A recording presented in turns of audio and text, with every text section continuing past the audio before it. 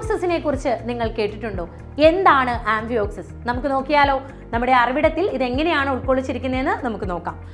നോക്കുക, 9ാം ക്ലാസ്സിലെ അധ്യായം 6 വർഗീകരണത്തിലാണ് എന്ത് ആംബിയോക്സിസുകളെ കുറിച്ച് പറയുന്നത്. നോക്കുക, ആംബിയോക്സിസ് ഇതെന്താണ്?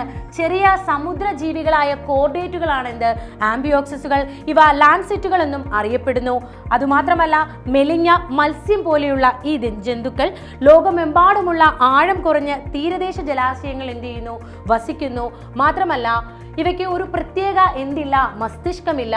കോർഡേറ്റുകളുടെ സ്വഭാവ സവിശേഷതകളായ ഒരു നാഡീദണ്ഡും ഗിൽ സ്ലിറ്റുകളുടെ ഒരു ശ്രേണിയും എന്ത് ചെയ്യുന്നു? ഇവയിൽ കാണുന്നു. പരിണാമശാസ്ത്രത്തിൽ ആംബിയോക്സിസിന് എന്ത് ചെയ്യുന്നു? വളരെ പ്രാധാന്യമുണ്ട്.